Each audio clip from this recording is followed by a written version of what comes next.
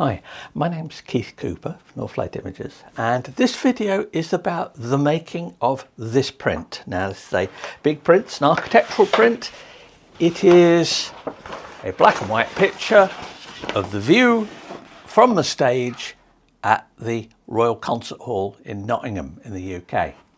Now, what I'm going to look at in this video is why I was there, why I was standing on the stage at the Royal Concert Hall, why I decided to take the picture, why I processed it the way I did, and how this is a 10-shot panoramic image using GFX 100S, so medium format. So this is a phenomenally big picture. You could print it much bigger than this, but it was shot handheld. So I'm going to show the software, I'm going to show how I stitched it together, the choices I made in the geometry. Now the geometry is very important in this, in the look of the picture, and in particular what I was trying to achieve to this. Now I was on a job photographing something else in the building, but to get there I had to go across the stage. But anyway, enough of that. I'll come back to some of the reasons behind it and some of my thinking and choices in the particular view, the tonality, why black and white. But anyway, it's quite a longish video, so I've got lots of shots to show you examples. Now I'm not going to go through absolutely step by step. I'm going to concentrate on the principles involved, why I did what I did, and hopefully it'll be of some use. If you've got any questions, please do ask. But let's have a look at how the actual picture was assembled and taken. Right, now let's go through some of the process here. In a nutshell, there are 10 100 megapixel pictures that I've stitched. Well, before I've stitched them, I've had to process them. I've processed them because they were handheld, they were taken at 3200 ISO. I've processed them in DxO PureRAW, very good for handling noise and whatever. I'll show details of all of these. Then I've taken those pictures, I've processed them in Adobe Camera Raw just because it works quite easily for this. I've then taken the images, which I've saved as TIFFs, 16-bit. I've stitched them together. I've gone through a whole load of choices of different geometries and things. I used Autopano Giga, which is free, and I'll put links and notes to that. I've got a video about it. It's some free software for stitching. So I've stitched these, I've chosen it, I've put them together, I've cropped it, I've adjusted the colour in a few bits and pieces, then I've looked at it and realised that actually, no, it didn't have quite the feel I want, and I've gone and I've reproduced it in black and white, and I'll show how I went to black and white and made the choices. I've sharpened it, done a few things like that. I've then I've done this with Photoshop, other editing tools are available. I've then taken the image, saved it, and I've printed it using good old Epson print layout because it just works. Using a custom paper size, huge great piece of paper, printed it on this, the Epson P5000, which is a pigment ink printer, on an RC type matte paper, an Innova one, and I'll do some details of that. Why partly I picked that one because I happen to have a roll of it and it gives a good use. And then I'll come back to some of the aspects of why I took the photo, what I wanted it to show, do I feel I've achieved it, and other things like that. So there's the quick overview of everything. There are lots more details and stuff in it, as you'd expect, but the gist of it is standing on the stage, taking a picture that captures the view and part of how I felt the view. Now, what was I doing at Royal Concert Hall in Nottingham? I'm an architectural photographer, and one of my clients had asked me to photograph some aspects of the building that they had designed for an update in their website. Now, as part of this, I went round the place. I went there sort of earlier in the morning, so the place is pretty empty, and sort of had someone to let me in various places and do things and just take pictures of all the relevant bits I needed. But I'm always on the lookout for other pictures, and as part of going there I had to come in through the stage door, only entrance open at that time in the morning, this is 8:30 in the morning, and come in through there, and as part of that I walked across the stage and I thought, this is interesting. Did the job. on the way back, stopped off and thought, let's grab a picture of this, because it's quite an interesting view, and a few other bits. Now, as I say, the actual work I was doing, this is one of the shots for, for the client, and this is near one of the bars, this is typical of when I go into a building doing architectural photography. Yes, I have a few particular shots I may need to get, but I'm always walking around looking for other angles, other interesting, and straight up, what attracted me to this one? Well, it was the round white tables and the shadows they were casting on the, that's just pattern, repetition, direction, classics of architectural photography. Now, there are other reasons for this particular one as to why it was relevant to the client, but I won't go into any of that. But suffice to say, I had pretty much run of the building to go round and take some photos. I've got, I think on the job overall, I was there a few hours, and I took getting on for perhaps 100 photos. Why so many photos? Because you can never be entirely certain as to what the client specifically wants. So always give them a bit more. Now, sometimes I go on a job like this and I'll take 3 photos and that's it. But other times it really is a matter of you go round and you go, yeah, that's a view I like. And you do that. So that's what I was actually there to do. That is the kind of photograph I produce for my work, as it were. But I wanted to get, we're talking now about just this picture that I took just after I'd done that work from the view from the stage. Now, I've got loads of photos, the images themselves. They're fair size, they're 200 megabytes. I'm using GFX 100S. Most of the shots I took were using the Fuji 30mm tilt shift lens, so that's roughly equivalent to a 24mm on 35mm sensor. However, I also had the TSE-24 Canon lens and an adapter to use that for a few where I wanted wider shots. Now I have to be a bit careful with that because the quality of it is good, but it shows up certainly against the Fuji tilt shift lens, which is phenomenal lens. I also had the Canon TSE-50 for if I wanted some slightly tighter views and things like that. Most shots I took were with the 30mm tilt shift, the Fuji lens. So I think I took 1 with the 50, or no, 2 with the 50, something like that. But the majority were taken with that one lens. But anyway, I've got all these files here, .raf files, so they're the raw files from it. They're uncompressed, they're full, they're 200 megabytes a piece for it. So they're pretty big files. Now, how to handle these files? Now, I did not, although I had a tripod with me, I did not set out that I took these handheld, quite deliberately, partly just as a bit of a challenge. If this was and I'll come back to this when I discuss the perspective and the views. If this was a work photo, I would not have taken the photo from where I was standing. However, and also I would have had the camera on a tripod and I would have shot at base ISO with quite longish exposures. But these are shot at 3200 handheld, this way up. And I have 10 images. How have I taken the panoramics? I've just literally held the camera like this, gone click, click, click. I've got image stabilizing in it, so it's fairly good. I do not expect these to be absolute killer quality levels. That's not, I'm not looking for this for making a picture 15 foot long or something like that. Now that, you take a lot more care on the capture and all sorts of things. This is a snapshot. It really is just there we go, interesting view. I'll do that one. So that's that. So I've loaded the pictures into DxO PureRAW. Now PureRAW is currently, and I always have to say currently because these things change, is currently the best way I know of handling images like this, because, and this, I put this in to try and show it, the images themselves are very dark, because I've exposed them, so I've not burnt out the lit areas. So there is quite a dynamic range here. They're quite dark. I know, though, with the sensor on the GFX, I can push those shadows. I can do all sorts of stuff with it safely.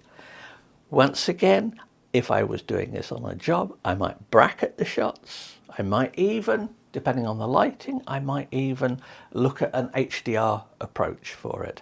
Not because I want an HDR look, but just because I want to capture the full range of lights. And HDR is something I occasionally use for, say, floodlit buildings, because bits of the buildings which are near the lights, which may have detail in them, will be burnt out if you want to get the less well lit parts of that. So that's that's my own personal use of HDR. So I've got here, this is PureRAW, and I'm using it to do to produce DNG files, and it runs and it gets rid of, and when you look at the raw files from the GFX, there are at 3200 ISO with it like this and pushed there are a lot of hot pixels. Now most are mapped out, but you actually see them in this. Now it doesn't really matter because I can just run it through. Now the images themselves are vertical shots. I've processed them in DxO PureRAW.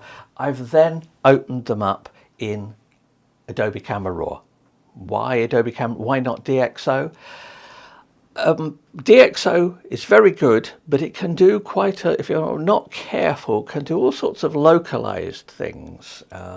It can do it can make some great looking pictures, and I do use it for some, but my normal processing has been for 20 odd years is to effectively use Camera Raw, because when it works, it works. When I need more, I use something different, but I'm not sort of doing anything special.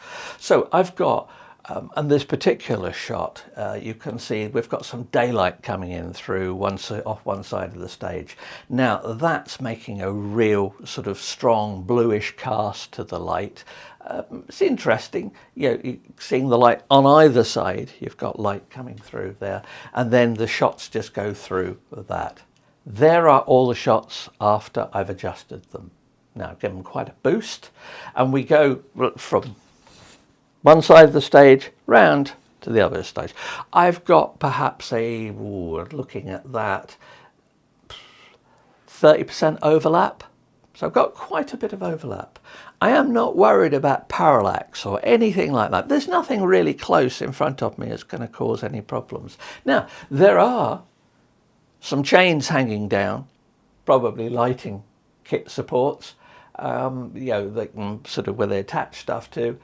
Now they're hanging around. Now they would generate parallax, but Autopano Giga that I'm using for the stitching is really good at handling ghosting and things like that without causing any problems. So I'm really not concerned with it.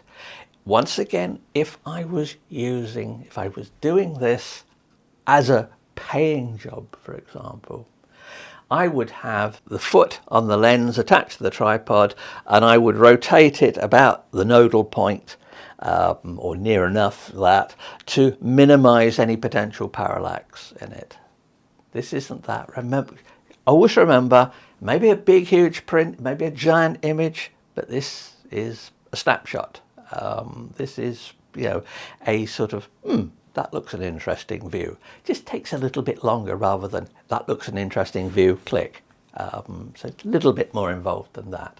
However, I did know before I even started this that my intention was to produce a print, probably this size. Why this size? Because this P5000 I've got sitting here takes 17-inch roll paper.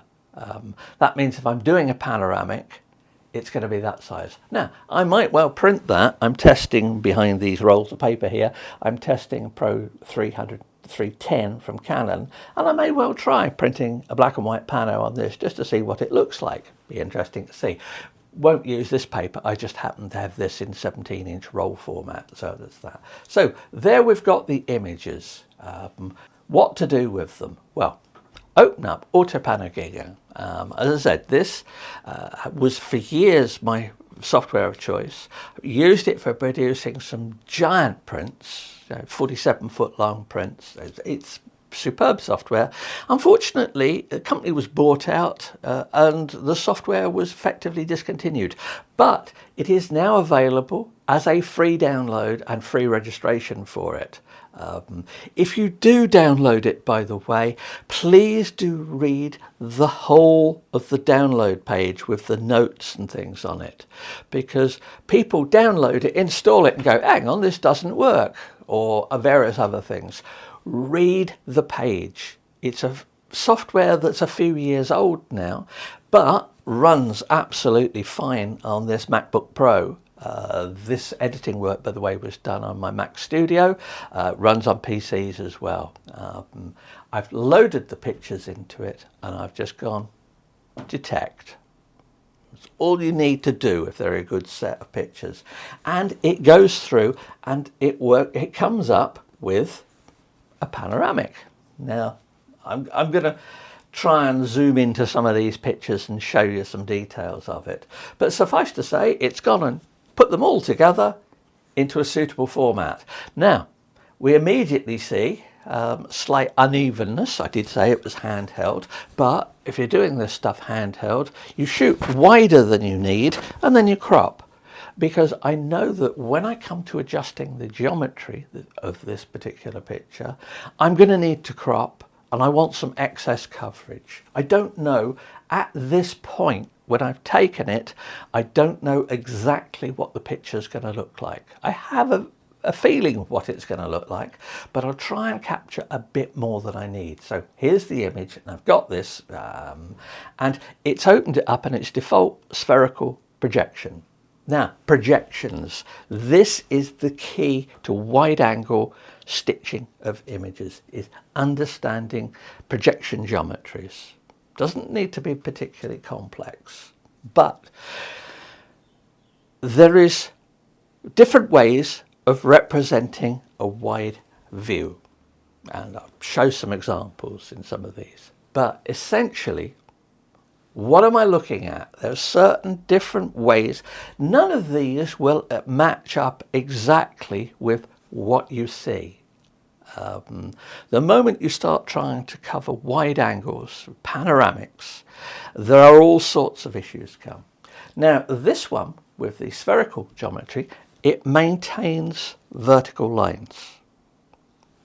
And it has done a sweep. You can see there's a slight bit of unevenness as I've rotated, and yeah, it doesn't really matter because I'm going to crop it. And you know, I always know I'm going to crop it. This is just the source material for what I get at the end. And the idea is I know I want something at the end. Now, in this particular instance, I changed my mind when I got towards the printing side, which is unusual, but because I've got all the different steps that I've gone through, yeah, that's okay. I can do that. Anyway, that is a spherical projection. Notice verticals, straight line are straight lines and parallel. If I look at this, I've got up in the top corner of the display a little reminder of the different projections, and I'm now looking at the projections. So here is the basic spherical. This is a rectilinear projection, the bow tie projection.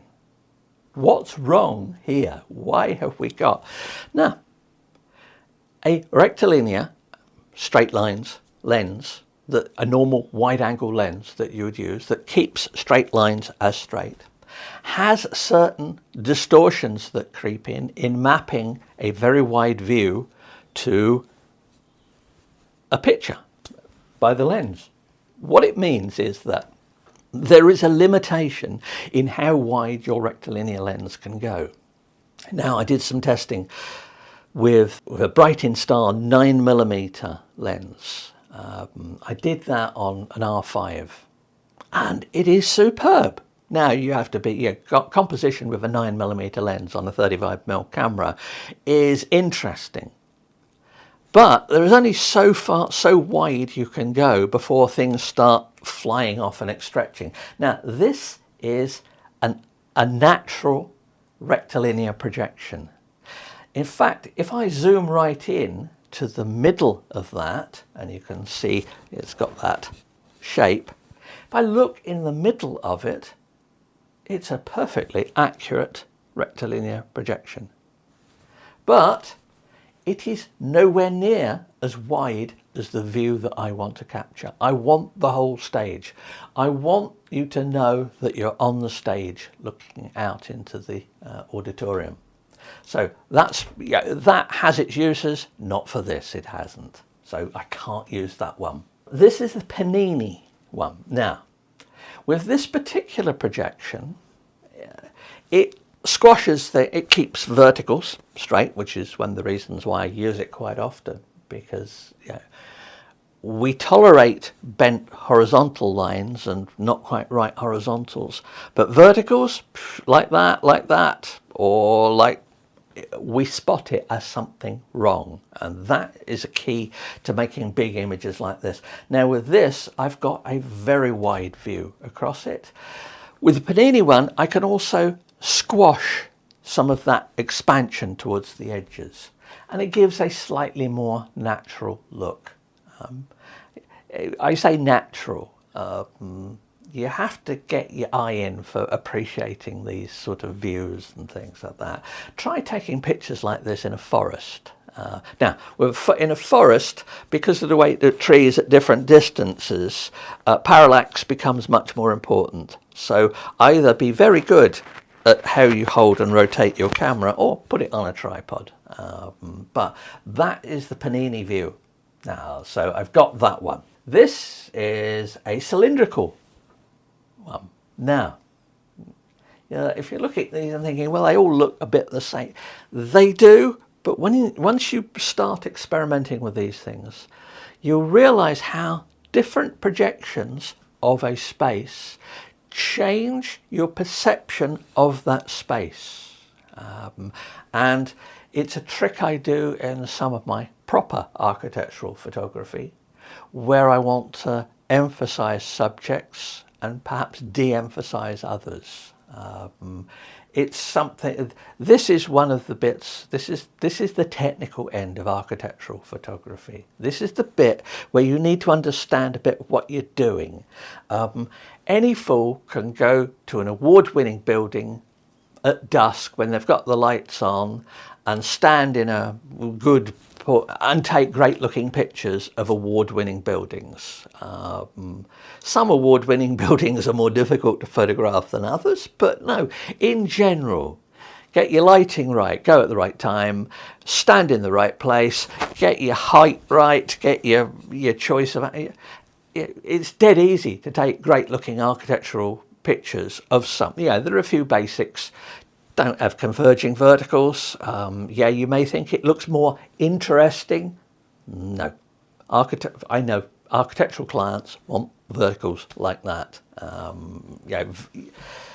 Even if the marketing department doesn't. Hence why I sometimes have a mix of pictures. But anyway, that is spherical. Now let's try there's a Mercator projection, that one, the top isn't, verticals are not stretched quite so much. You can sometimes find that the views look better in one, better in another. Where I do use this is that where I want what would be the equivalent view of a wide angle lens, so not as wide as this, as the whole image, not as wide as that, where I want that, but I don't want that wide angle look of things stretched towards the sides. People are actually very forgiving in not noticing these distortions. As I say, the verticals people are more prone to noticing, but many geometric projection distortions like this, people simply don't notice them. And this one, say the Mercator. Now I can go for, here's a fisheye projection. You can see already we've got sort of edges at the side here. Fisheye limits it to 180 degrees. We've only got part of the fisheye, so rather than the circular image, we've just got the bit across the middle. Fisheye, yes, it gives in many ways a quite natural looking view, but verticals are like that. And that's when people say, fisheye lenses distort. No, they don't. They just have a different projection that you're perhaps not used to. Just look at the optics of how your eyes work, and the image on the image on your retina is not a nice, neat image. There's an awful lot of processing goes on, to what you see, and then even more to what you might perceive, how you notice it and things like that. Makes a big difference for stuff like that. Lastly, orthographic projection. It's a version, it's a bit like a fisheye, but not quite. Different projection. These are all about different projection geometries.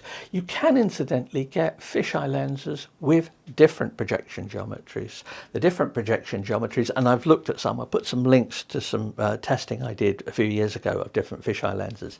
Different fisheye lenses have different looks to them. In particular, I think I tested a Sigma one, which had a very interesting look to it compared to the normal fisheye. I use the Canon EF 8-15 fisheye, zoom fisheye lens sometimes. Works fine on the GFX as well. But in using that, I have to adjust things and how they look. And once again, if I'm using a fisheye, I'm quite likely going to be processing things. Anyway, after going through all of those versions like that, there are adjustments you can make. You can rotate the image and various other stuff. I have some written reviews looking at using Autopano Giga here if you want some more information. But, you know, it is non-supported software anymore. So if you are not happy with just experimenting, if you expect to just sort of do stuff and it works and it does it for you, then you're going to be sorely disappointed with this. Software like this, tremendously powerful, but it takes effort, and it takes effort to understand what it's doing. It's very easy to use, but if you're not, you know, if you're just hoping for something that just does it for you, look elsewhere. Lightroom, for example, I believe that does stitching and things as well. Not software I normally use. But anyway, this particular one here, this is the Panini view, the squashed Panini view. This is the one that I'm going to be using for this particular viewpoint. As I say, that picture looks like a bow tie. We don't really want bow tie shaped prints. I found over the years that generally people want square or rectangular images. So we crop it. In this bit, I can set a crop here in Autopano Giga, the yellow line around it. Now, I've not gone off the edge at all, but sometimes with these handheld ones, there may be a little bit of sky missing because my movement was not quite right. As I said, if you're paying me to do it, I'll use a tripod and do it properly, but this is just me experimenting. Sometimes I may need to use a bit of fill, just in Photoshop, just to make sure that the image is there. But that is the view that I'm happy with. Now that I'm happy with that particular view, I've got to process it. In Autopano Giga, basically you set the output. I've set it to output as a TIFF file, 16-bit. It's going to be big. In fact, I'm going to save this as a Photoshop.psb file rather than a PSD file, because PSB files can be any size you like, well, up to 300,000 pixels, I think, across. So they can be pretty big for PSB files. Certainly bigger than you can get for JPEGs and PSD files. So it's going to be a big file. So I know this, I've got to run it here. I can see that the image I've got here, if I produce this one as its standard settings here, it is going to be nearly 28,000 pixels wide by 11,000 pixels high. That's big. It's going to be a very big file.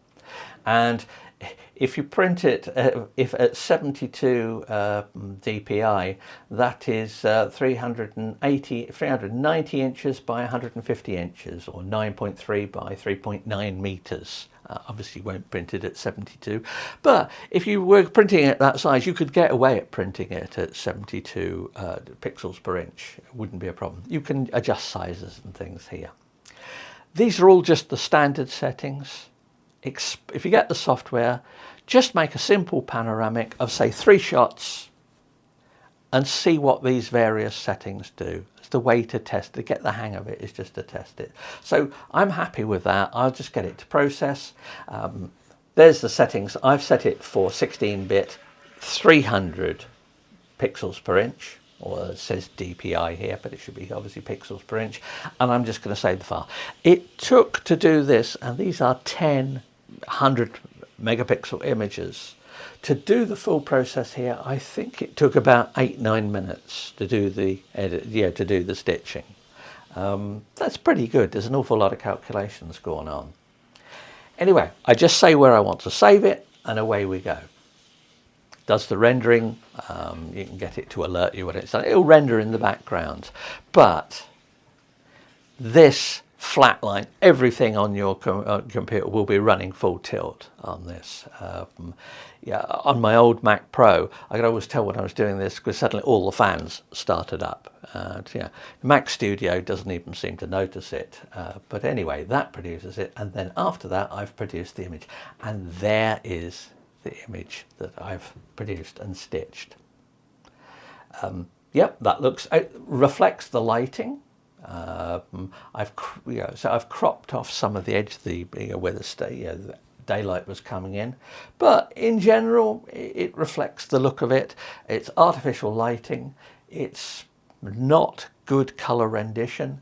So I've got a picture like that and I'm thinking, well, that's as it comes out of the stitching. What do I want to do next?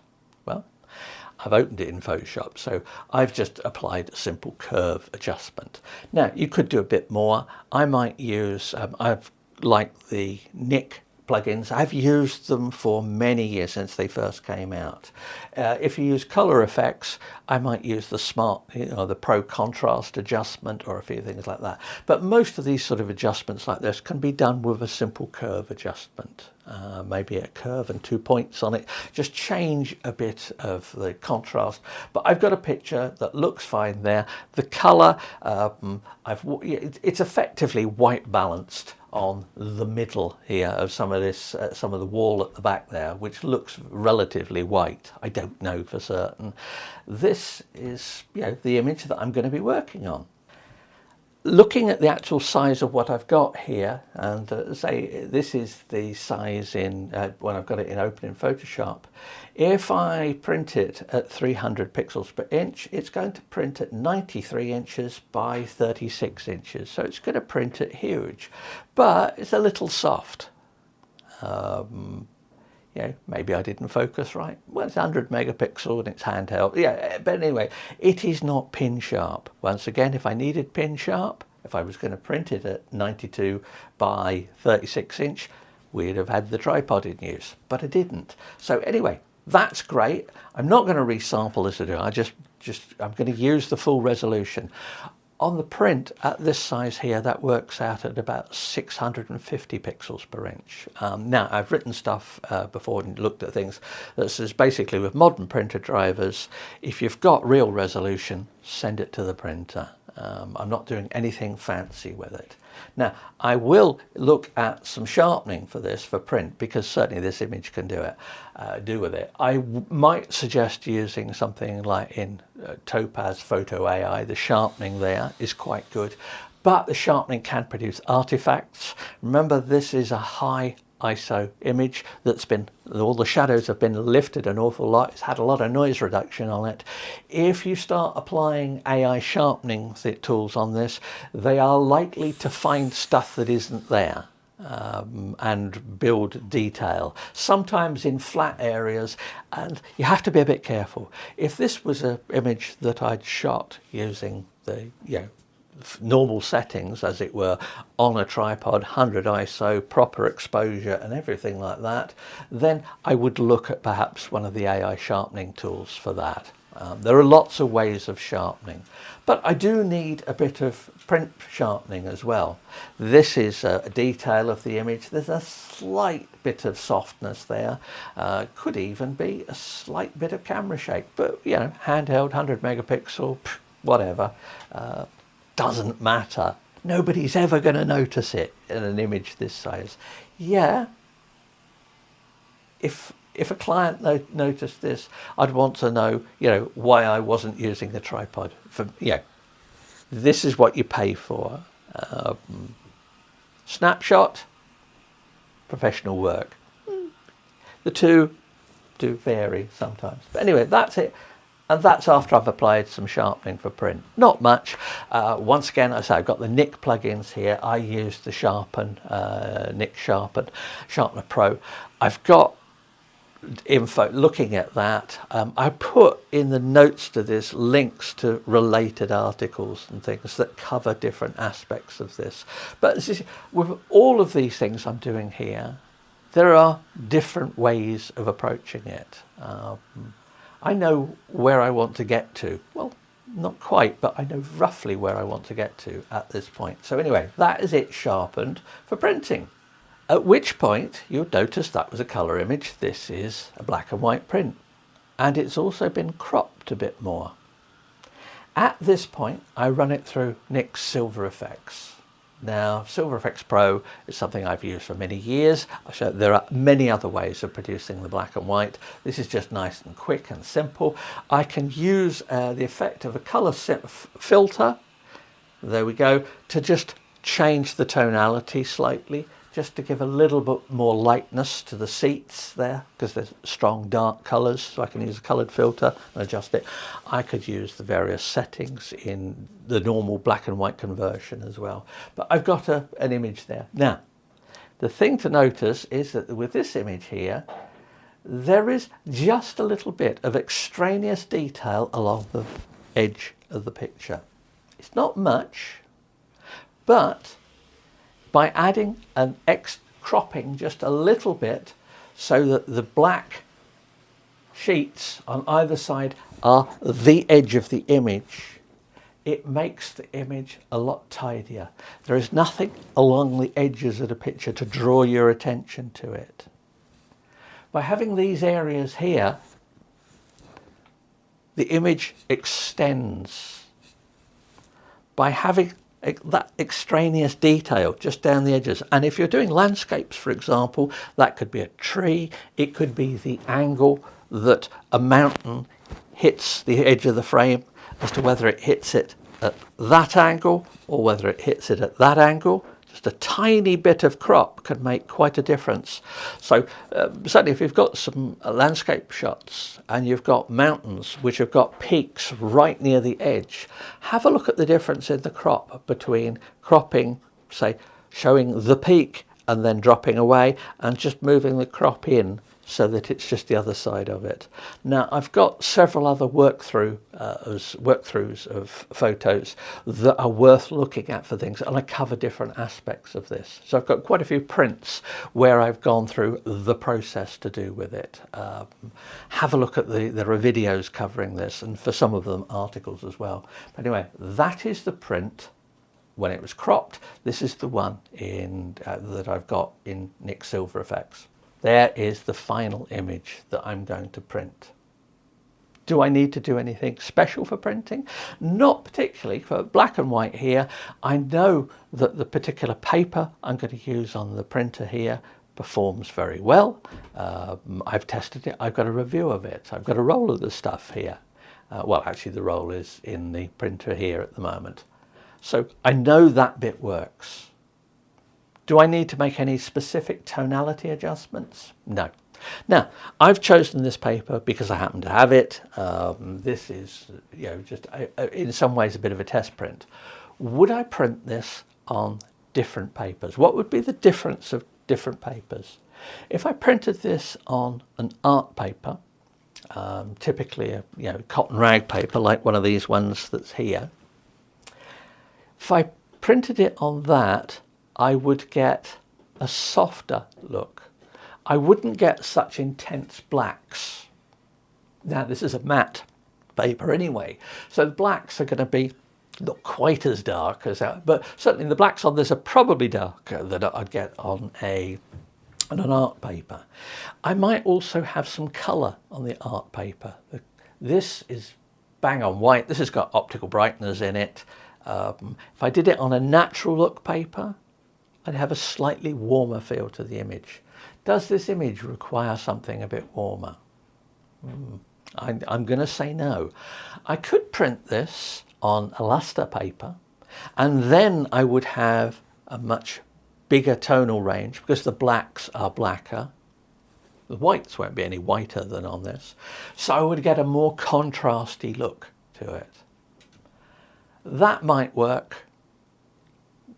It might work on the other. At some point I'll print this image on a number of different papers and do a proper comparison of it, and you can see. But that's just going from my experience of papers. And if you do much printing, that's the key to it, is getting that experience and having an idea of what needs to be, of what things look like, what needs to be adjusted. But anyway, I've got a black and white picture, and I'm going to print it. As I said, there are many ways of going from colour to black and white. In fact, I've got a web page I wrote years ago that has dozens and dozens of different techniques for going from colour to black and white. The example here, this is the convert to black and white in Photoshop. And these sliders you can adjust, so you can change the color balance and various. There are lots of ways. The colors in the color version of this are, in a way, I find them a bit, yeah, the colors of the seats, the slight yellowish look to it, it just didn't have a look I liked. And when I looked at that color picture and decided to turn it to black and white, part of what it was that I wanted to emphasize the shape, the geometry, the space. The colors distracted from that in a way, and I wanted this to be just what you see, the shapes, the forms. The color, yes, that will influence things, but in a way, a black and white gives me more of the structure of the building. It doesn't draw a distinction between the colour of the walls under different lighting, and the colour of the seating. It does show in the black and white, incidentally, a bit more of the wear on the seats where people have been sitting on them, but you know, that's it. But you know, that's the basics. I'll come back to, again, why black and white in a moment. In printing it, I'm checking the image size here. I've adjusted the image size in Photoshop, not resampling, and I see that this is now going to be printed at 40.7 inches by 16 inches. Yes, I do still work in inches for things like this sometimes. 16 inches is dead easy because I'm using 17-inch paper and it gives me half-inch margins. Work it out in metric if you must. I do sometimes, but it just depends. Not for this. So we've got a resolution of 672 pixels per inch, which is far too high, some people would tell you. Doesn't it need to be a multiple of some magic number or something? No, utter nonsense. It might have done years ago, might have made a slight difference. If you really want to use extra software for printing this, knock yourself out, use whatever you like. I'm just going to use Epson Print Layout for this because that's all I really need to do for it. In Epson Print Layout, I've specified a custom paper size. I've called it 17 by 45 inch, and I've set the width at 17 inch, the paper, and I've set the length at 45. I've set it a bit longer than I actually need, because if you ever get print problems with stuff, they are always within the first sort of the leading or the trailing margin of things. So when I'm doing roll paper prints, I always print them a bit longer. I've got a cutter, I can trim it afterwards.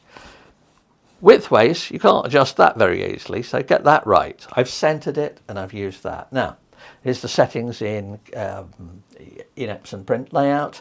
I'm using the ABW Advanced Black and White Print Mode because I know from my review of this paper when I tested it that the linearity is pretty good and the tonality is pretty good. Now, yeah, there are minor adjustments you might want to make to it, but nothing you're going to notice on this particular print. There is always that bit about, should I make it so that the output is perfectly linear, or should I just print it and see what it looks like? Knowing that this prints fairly well anyway, I just go, right, print this and see what it looks like. I don't think it's going to be significantly different. It's worthwhile with any paper you're using for black and white to do a basic linearity check with something like this if you're going to use it. Once you know it's okay, you can trust it. Things go wrong is somewhere else that you've got something wrong. So there are the settings for that. I've set the image size in this. I've set it at 16 by 42, which is the, well, I've set it at 16-inch height, and I've let the width fall to whatever it is, and it happens to be that. So there's the image I'm going to print, and there's the settings as shown in Epson print layout. Right, so back to the print itself. What about it? A few things. Black and white I've mentioned because I want to give a feel for the space, and I find black and white does that better. The colours, I didn't like the colours anyway. In a way, they got in the way. I did wonder about, when I was processing it, I was thinking, this is colour. And then I looked at it, and the more I looked at the colour, I just decided, no, this really is one for black and white, because the colour doesn't contribute anything. And in fact, the colour distracts, perhaps. Now, what about the geometry? Let's say it's a panini geometry, so the verticals are okay. So this is the view from the stage, but it is quite deliberately offset. If I was wanting, and typically if I was doing something like this for a client, I would make sure I was precisely in the middle of the stage. This chain here would be right in front of me, and I could use for lining up and things. But I would make sure that it was perfectly symmetrical. With this particular shot, it looks like you're in the middle of the stage because you've got a view. I've cropped it so you've got a view of all the seats and everything like that. It looks like that, but you're actually slightly off at an angle. And that unsettles the composition just a bit. Why do I want the composition unsettled a bit? I wanted it to give a bit of the feeling of standing on a stage in front of an auditorium like that. Now, I've never spoken in a place this big. I think the largest audience I've ever addressed has been about 250 people. That's quite, if you walk across a stage and there are people there and you don't feel a bit nervous, if you've never done any of this, this may not mean anything to you.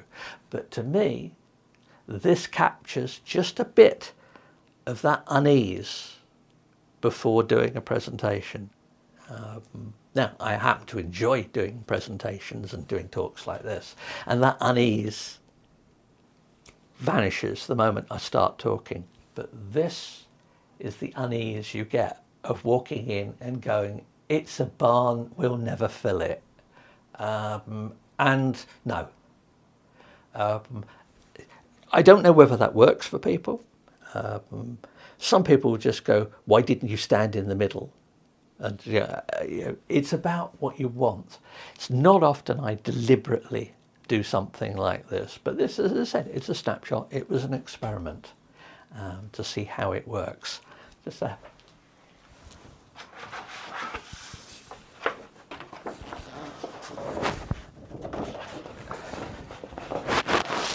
And there we are again, hopefully. Now, you're seeing this with a wide angle lens, so I suppose I really ought to curve it a bit. But so there you have it. One very big picture of the view from a stage at the Royal Concert Hall in Nottingham. Anyway, hope that's been of use. If you've got any questions, let me know. If you like this sort of stuff, let me know, and I'll do some more, because it is quite interesting just to go through and think about the processes. I have no more details on exactly what I did because that doesn't matter. It's about the principles. It's having an objective. The objective was having a picture. Now, when I first thought of it, it was a colour one, but this is the black and white one, and I'm much happier with that. Anyway, thanks for watching, and bye.